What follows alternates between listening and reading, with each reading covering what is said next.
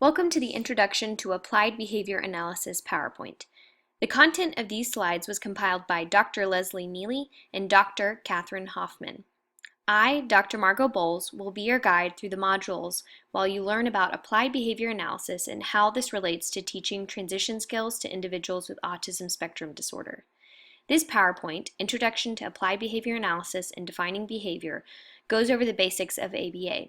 This introduction is part of Module 1, Transition. Please watch this PowerPoint before completing the Module 1 PowerPoint. This work was supported in whole or part by a grant from the Texas Higher Education Coordinating Board, also known as THECB. The opinions and conclusions expressed in this document are those of the authors and do not necessarily represent the opinions or policy of the THECB.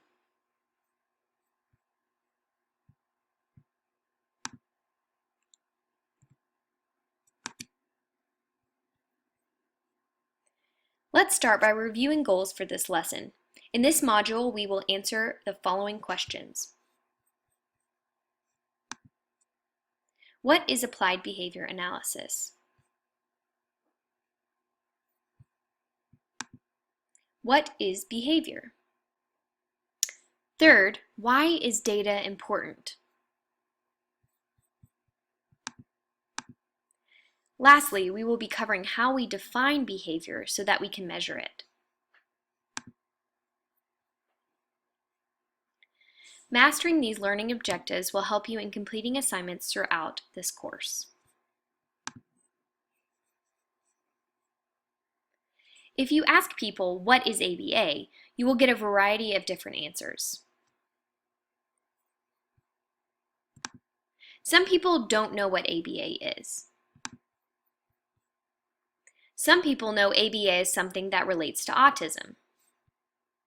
And some people will say that ABA is a type of therapy that helps kids with special needs. So, what is ABA really? The following is a short video clip that will give you a broad introduction into what ABA is.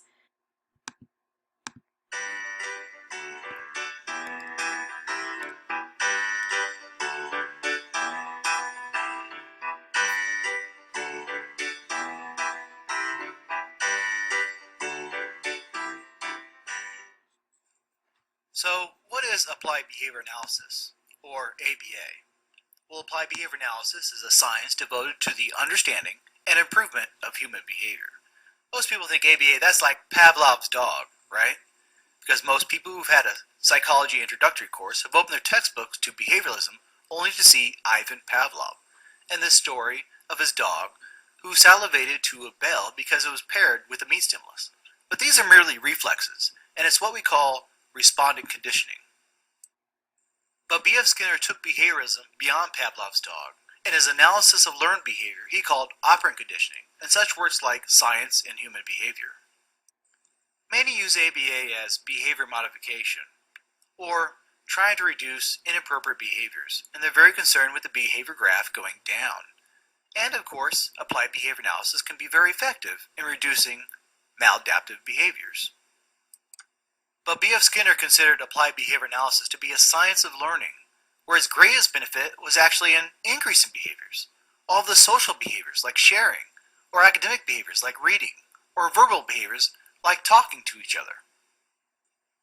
That is why applied behavior analysis can be so effective in working with children with autism and other developmental disabilities. Because with autism, there are of course a number of behavioral excesses, those behaviors which we're trying to reduce, but there are even a greater number of behavioral deficits or skills that aren't happening enough that we need to teach. Perhaps the most significant behavioral deficit with children with autism is in language skills, or their ability to effectively communicate with the rest of the world. This is why, in addition to ABA, B.F. Skinner's analysis and understanding of verbal behavior can be beneficial to working with children with autism and other individuals with language delays. Decades of research has proven the effectiveness of applied behavior analysis in reducing inappropriate behaviors and increasing communication and social skills. In fact, the U.S. Surgeon General has endorsed behavioral interventions as the most effective treatment with children with autism and other developmental delays. So next time someone asks you, what is applied behavior analysis? You're going to tell them it's a science devoted to the understanding and improvement of human behavior.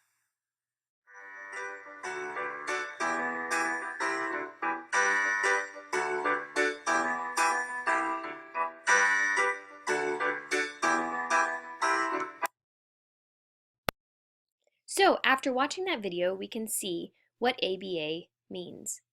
ABA stands for Applied Behavior Analysis.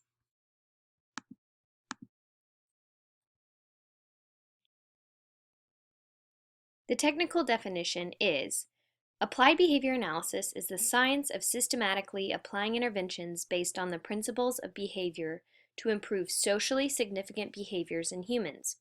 ABA must show experimentally that the interventions are responsible for the behavior change. Translation: ABA is the science of improving meaningful behavior with interventions that are data-based.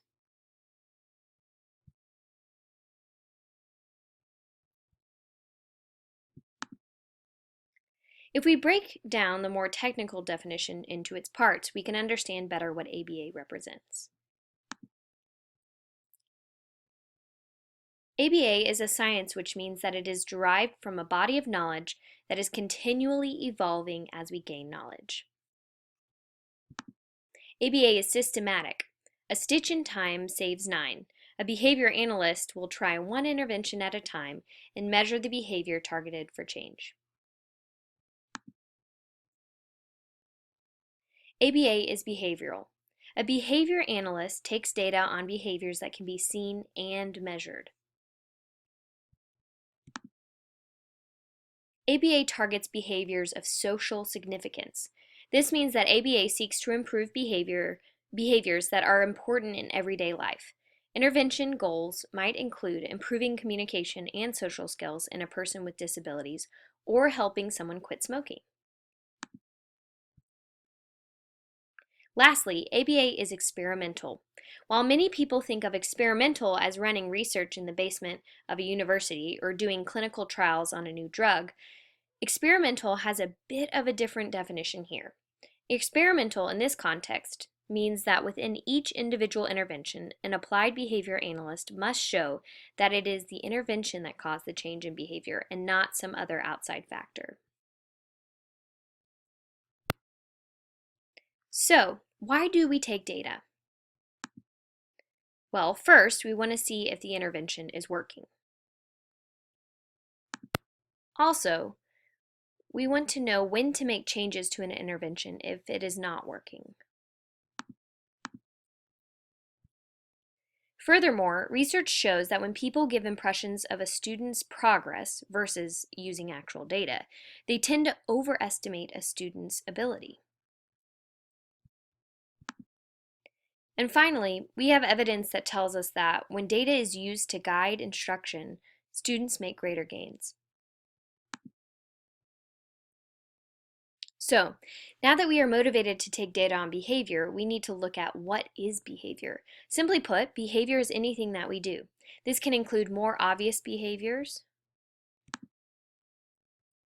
such as walking and talking, as well as some less obvious behaviors, such as thinking and emotions.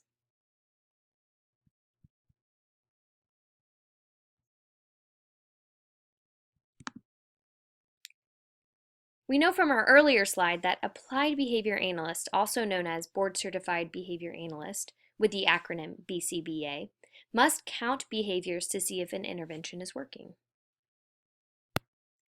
Behavior analysts are interested in defining behavior by what can be directly observed or able to be seen. So what exactly does this mean to define a behavior so that we can count it? Let's explore this by looking at a couple of examples.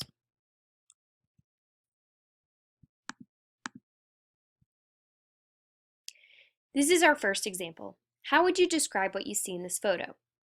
Most people might say, the boy is feeling frustrated. However, this is going to be hard to measure. Feeling frustrated might look different to different people. In order for the behavior to be measured, we have to define what we actually see in the photo. So, what precisely do you see? Well, you see the boy who is clenching his fists and teeth and putting his hand on his head.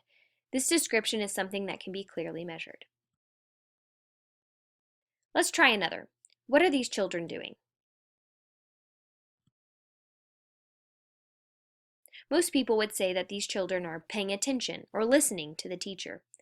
But paying attention might be difficult to measure. What specific behaviors do we see that make us know that they are listening? All the children are sitting with their eyes oriented or pointed toward the teacher. Some of them are raising their hands, likely in response to the teacher asking a question. This is a definition that reflects behavior that can be measured. Let's do one more. What is this child doing? Well, some people might say, quite obviously, he's having a tantrum. But how do we measure a tantrum? How might you define a tantrum so that it is easy to measure? Well, you could say, the boy is flopping to the floor and crying. This is defining the behavior, and thus it makes it easy to measure. Hopefully these examples have helped to show how to define behavior so that it can be measured. These examples will help you to begin to define pro-social behaviors in your own child that you would like to increase, as well as challenging behaviors that you would like to decrease. Defining measurable behavior is the first step in designing an intervention that we can make sure is effective. Throughout this 5-week course, you will be creating goals and identifying behaviors with your child.